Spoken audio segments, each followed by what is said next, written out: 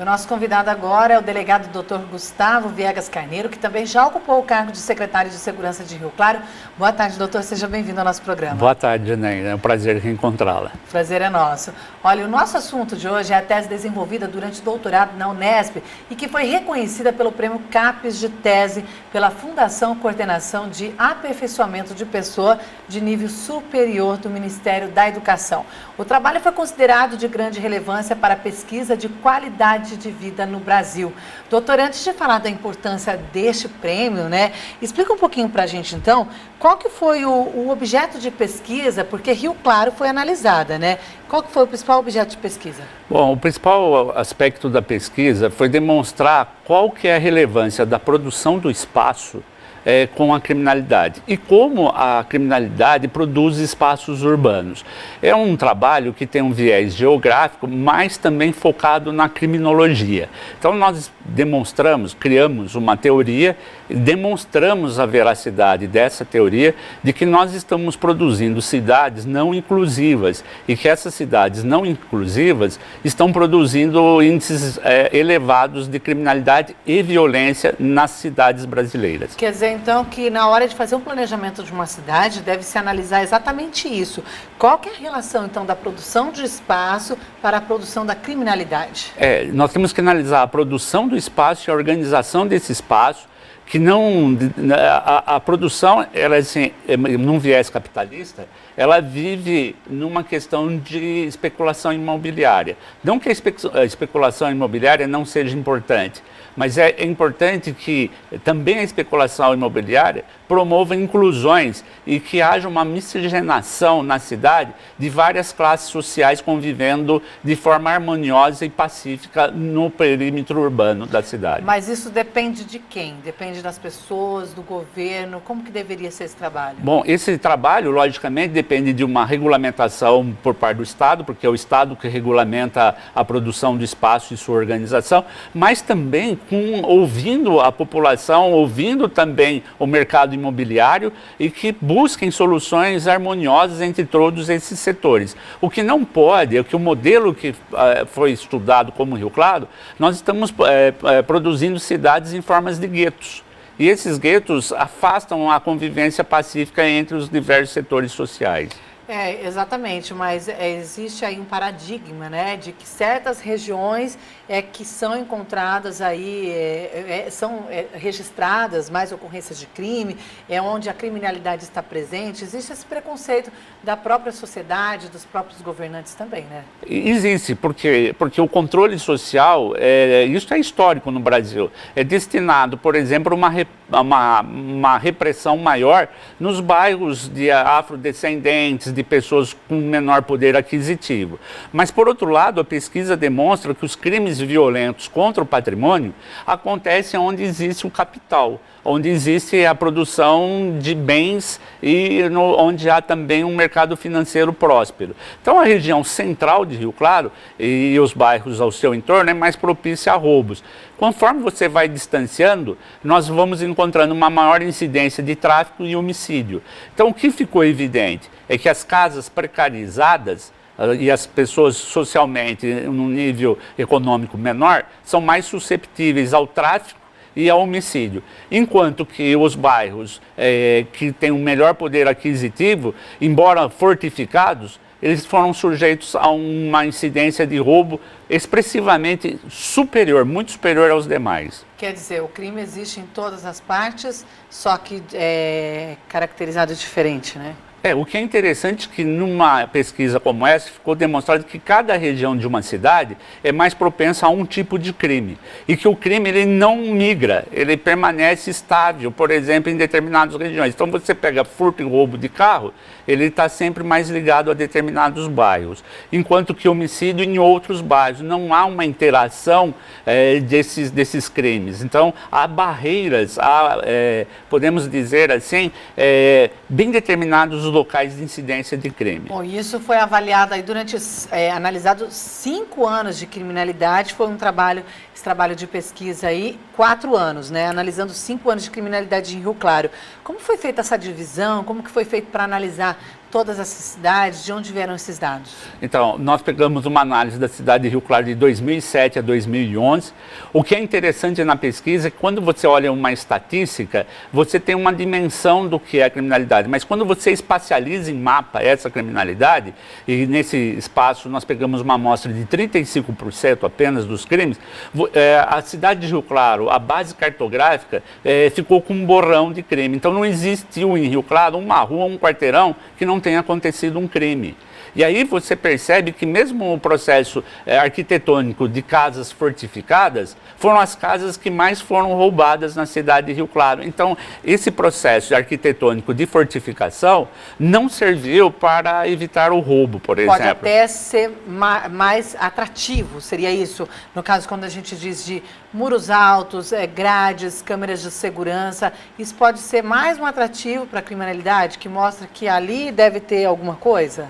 Da mesma forma que a polícia seleciona quem vai etiquetar como perigoso e a população etiqueta, por outro lado, quem comete crime também escolhe, etiqueta quem são as pessoas mais vulneráveis ao roubo e que eles terão mais chance de obter sucesso. Então não resta dúvida que esse processo de fortificação simplesmente estimulou a criminalidade. Mas para descaracterizar essa situação que a gente vive hoje seria muito difícil, né? Porque a pessoa abdicar disso, não vou colocar uma câmera de segurança, não vou colocar uma grade, sendo que a violência está aí, né? É um pouco difícil. Qual que seria a saída? Então, o que tem que se preocupar hoje é criar planos diretores que primam pela inclusão das pessoas e que incentive que a propriedade privada interaja com a propriedade pública, com o espaço público, melhor dizendo.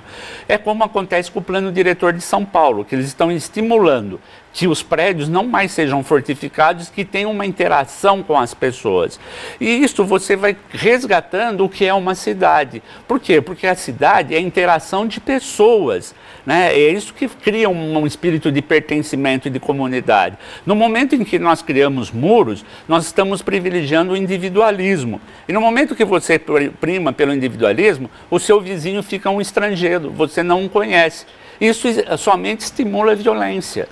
Bom, agora em relação à conclusão desse estudo que foi baseado aqui na cidade de Rio Claro, 5 anos de criminalidade, a gente pode dizer com tudo isso que a cidade é violenta? Então, aí é que está. A tese foi para justamente responder essa pergunta. Nós queríamos dar uma resposta científica, o que é uma cidade violenta no viés da criminalidade. E aí nós criamos uma teoria que foi demonstrada a sua veracidade, e aí você cria vários fatores. E hoje a gente pode dizer que Rio Claro realmente é uma cidade violenta, não só no aspecto da criminalidade, mas em vários outros aspectos, como no espaço dialógico, em tantos outros setores, é uma cidade violenta. Bom, o senhor disse aí de cidades que não são inclusivas, né? Isso não é uma realidade só de Rio Claro, então é de todo o país. A maioria das cidades aí não é inclusiva.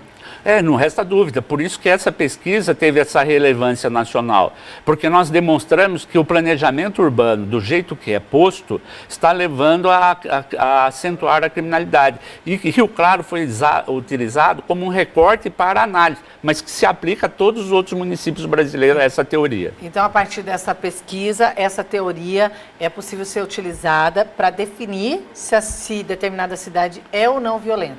Pode sim determinar se uma cidade é violenta ou não em cima dessa teoria, mas o mais importante é que essa teoria abre uma nova perspectiva para que novos pesquisadores científicos continuem verificando sobre a sua validade e o aprimoramento dessa teoria. O senhor já falou um pouquinho, mas só frisando então que o nosso modo de viver na área urbana, então, ele deve ser repensado e por todas as pessoas, não só pelos governantes. Qual que seria o ponto de partida? De onde teria que vir esse ponto de partida? Então, eu acho que é um processo de que a população tem que participar cada vez mais na confecção de políticas públicas. Eu acho que as políticas públicas, por exemplo, nos planos diretores, eu vejo de Rio Claro, que ele é muito mais preocupado apenas na organização da distribuição espacial, mas não se preocupa com as questões mais aprofundadas, por exemplo, na questão da ciência, da tecnologia, da inovação, não se preocupa nas questões culturais e nas questões de educação. Eu acho que todo plano diretor tem que ter uma interface com essa questão social. Então, não se pode pensar uma cidade somente na repartição espacial dela.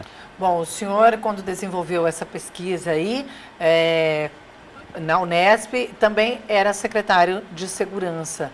Foi possível, durante esse processo, trazer alguma coisa dessa pesquisa para ajudar no sistema de segurança da cidade? Que tipo de relação o senhor não misturou as coisas? Não, eu acho que isso é importante. Eu acho que essa minha experiência como secretário serviu para que eu desenvolvesse essa pesquisa.